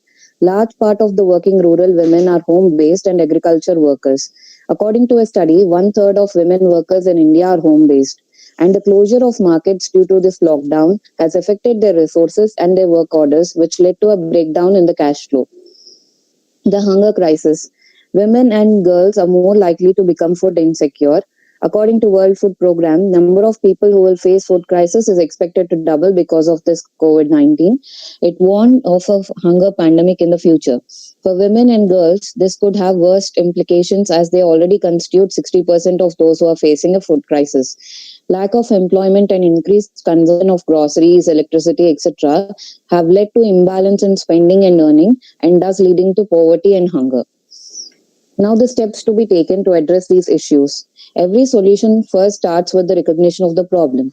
Only if we realize and understand that we have issues, we can take steps to address them. The effect and also the extent and implication of these effects have to be recognized. These inequalities have to be addressed, and all family members have to equally share the household chores so that women will have time to focus on their paid jobs. Special attention has to be paid to the safety and security of frontline healthcare workers, particularly women. Steps have to be taken to ensure that women's rights are not violated, particularly the reproductive and health rights. Domestic violence has to be curbed by implementing the relevant laws properly. Proper surveillance and protection systems have to be incorporated to protect women against harassment, and financial assistance has to be provided to women employed in informal sector. Income security is a must to both domestic and home-based workers as well as the employees. Along with employers' welfare has to be ensured. All the social security measures and retirement and other benefits which are available to formal workers have to be extended to informal workers too. New livelihood opportunities have to be created so that there is a hope in the women employment. The rural women who have limited knowledge and access to emerging trends and technology have to be educated on how they can adapt to technology to support their work and also innovative ways to market their products. Women have to be involved in design and implementation of the relief measures, and the access to healthcare services and basic amenities must be assured. Thank you everyone for giving me this opportunity. Thank you. Now Tulasi, Sirisha, who is presenting? We have only one more paper. Tulasi and Sirisha, who is presenting? Are you ready? Yes, Sirisha, you can take over. You can present your paper. We have only few minutes are there. Within 5 minutes, you finish your paper. Okay? Okay, ma'am. Thank you.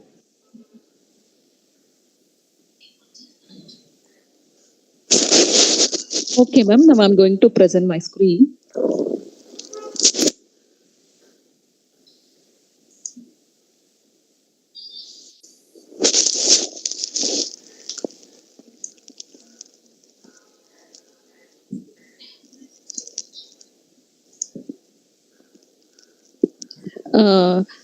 Good afternoon, everyone. This is Sirisha from PG Department of Mathematics. In today's my topic is impact of lockdown on women workers in informal sectors. So, before why this lockdown has imposed on us? Because of this COVID-19, which is said to have emerged from Wuhan, which is in China, has caused a serious impact on almost every society of the earth, especially countries like Britain, India, America, like this. It is not just a health crisis, it is the economic and humanitarian crisis, and called a black swan by many economists. As a result of its infectious feature, almost all nations favored lockdown to limit its spread. So, results in India also imposed on lockdown. Initially, Prime Minister Modi announced a one-day Janata curfew on March 22nd, 2020. From there on, a total lockdown was reported in India at first for 21 days. During this address to the nation, he said, Janata Jaan hai to jahan hai. That is, only if there is life, there will be livelihood, which was extended. That means this lockdown was extended to an additional 19 days, and thereafter it got broadened further with minor relaxations. So, this lockdown is not same for everyone. This is different for everyone. That means this lockdown impact is not same for rural India and for urban India. For people who are living in urban India, which are middle class and rich class people, they live.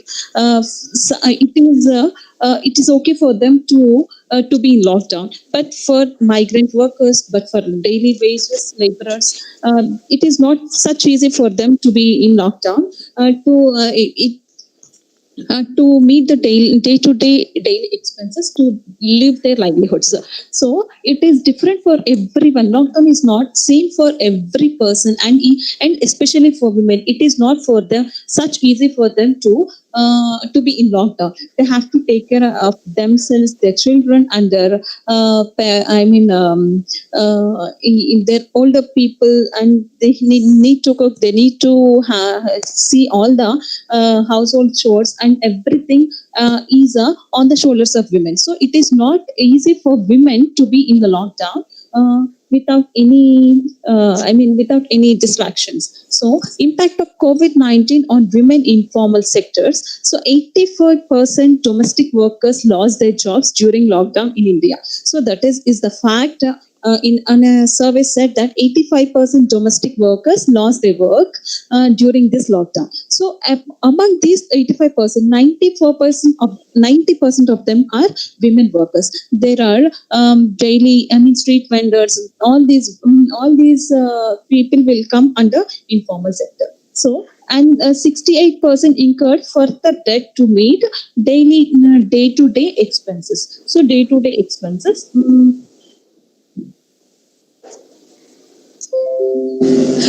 With any pandemic or situation which impact the society at large comes the problem of psychological trauma. The lockdown has proved that man is social being because of this continuous lockdown for about 4 months have impacted people psychologically, and the burden has been faced by women. The problems were faced by women. A survey said that in the lockdown period, multiple calls have been received on the helpline made for the people going through the domestic violence.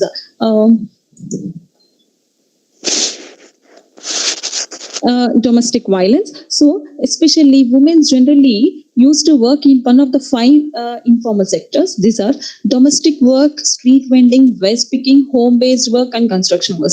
Generally, we used to see these informal sectors women who generally used to work in among one of these 5 sectors, which are nothing but domestic work, street vending. During this lockdown, they can't sell their products in streets, and they can't open their shops. So it is difficult for the women in the informal sectors to meet their day-to-day expenses. So finally, the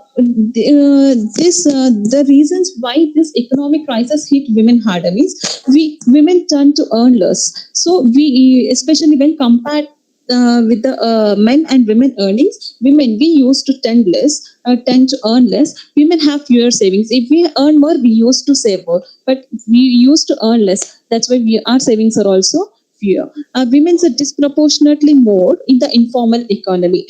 Women have less access to social protections. Women are more likely to be burdened with unpaid care and domestic work, and therefore have to drop out of the labor force. Women make up the majority of single parent households. That's why it is difficult for women to handle all these situations during lockdown. It results in the impact of their psychological illness and everything.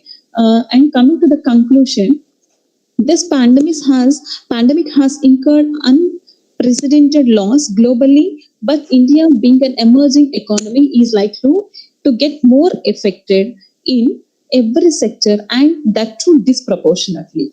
In India, women are inevitably involved in some kind of productive or reproductive work, but much of their work is invisible, and they are largely employed in low-skilled, low-paid informal sectors with little or no social security.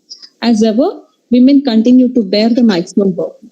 So, during this lockdown, also women continue to bear the maximum burden as earlier. So, thank you, ma'am, for giving me this opportunity.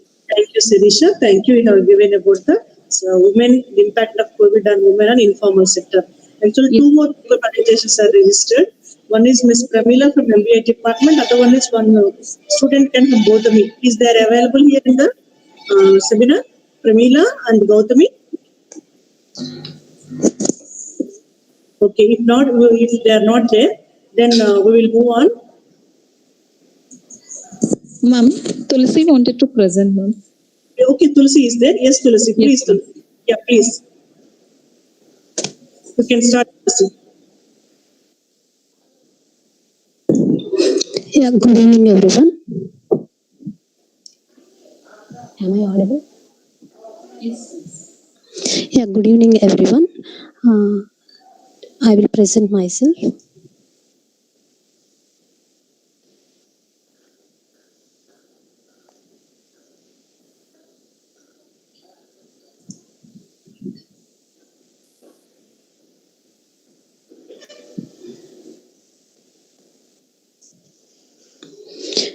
Today my topic is impact of COVID-19 on women in formal and informal sectors. I am Tulasi from the Department of Mathematics, Madistella College, Vijayawada. COVID-19 has hurt the women.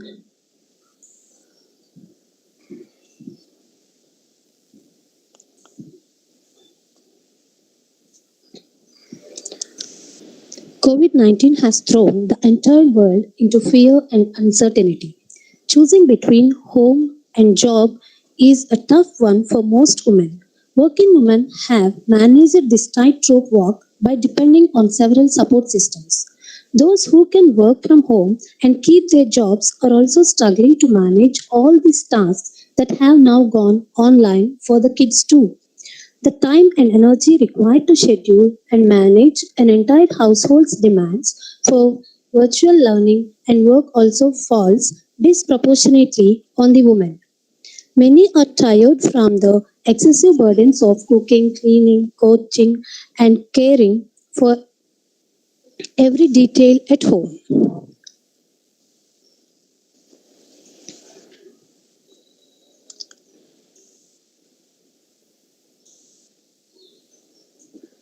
Rural women bear the brunt of the impact of COVID-19. Most of the world's poor live in rural areas, working mainly in smallholder agriculture. Rural women are the backbone of agriculture and guardians of household food security in their communities. They make essential contributions as smallholder farmers, as unpaid labor on family farms, and as wage laborers, including as seasonal and informal workers on the commercial farms. The pandemic threatens to expose the exacerbate gender differences in the constraints that farmers face. Such differences leave women particularly vulnerable to the economic storm of COVID-19. Additionally, female agricultural workers, who make up about 43% of the agricultural labor force in developing countries, are overrepresented in unpaid and low paid seasonal or part time jobs. They are less likely to be entitled to employment benefits when they lose their livelihoods due to lockdown. Though the state government, in order to minimize the losses of the farmers, allowed harvesting from April 5th, there is much more than the state needs to do. Farmers have suffered huge financial losses due to the lockdown. This pandemic should be seen as an opportunity moment to launch some pro women farmer initiatives. 80% of farm work is done by women, and yet they are unable to benefit from any of the agricultural schemes because they do not own land.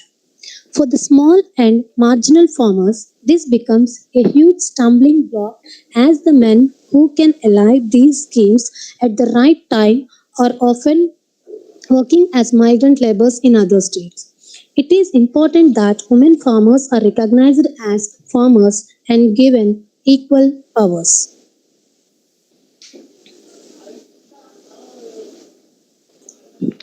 Women are taking on the responsibilities of their families. The women who work as domestic help are now taking on bigger responsibilities. These otherwise looked down upon jobs are now their salvation, providing a safety net for them and their families. Most members of the household perceive domestic help as a lowly job.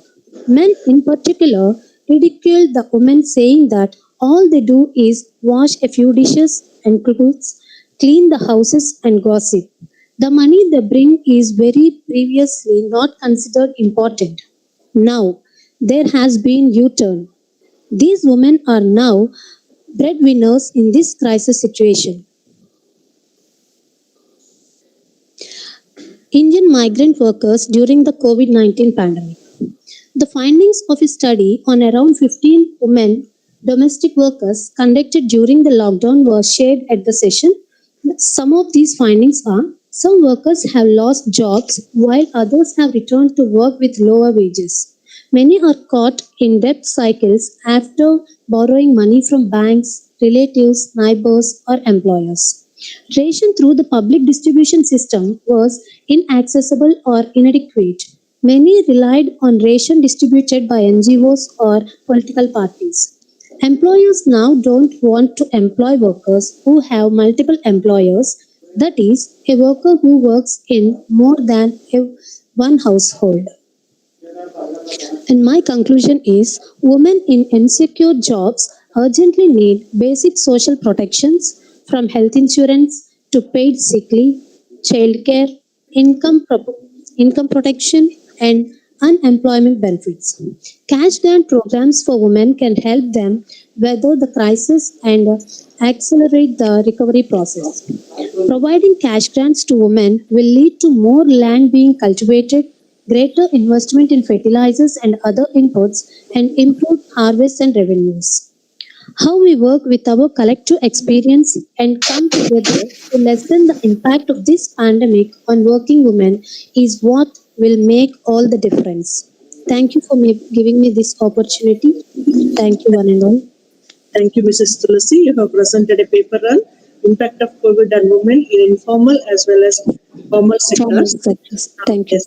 Thank you so much for participating. Now we come to the end of our seminar, today virtual national conference. Now it's the time to propose vote of thanks. I request Mrs. Shobha from Department of Economics to take over and propose the vote of thanks. Shobha, you can take over now.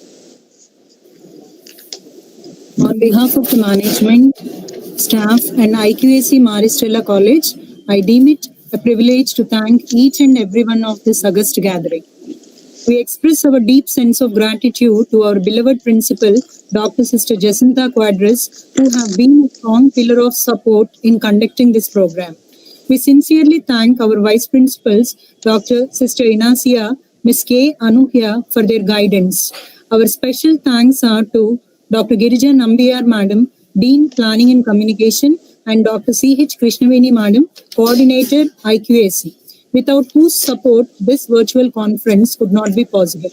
We thank our resource persons, Dr. I. Satya Sundaram, Dr. Sonal Mobar Roy, Dr. A. Bhavani, and Dr. Rani Ratnaprabha for accepting our invitation and gracing the occasion. We wholeheartedly thank Mrs. Roja Priscilla, Head Department of Computers, and IT team, Mr. Prasad and Mr. Rajinikanth, for their technical support. Our sincere thanks are to the faculty from other colleges and Maristella College and students for their active participation. Thank you one and all. Kindly stand for the national anthem.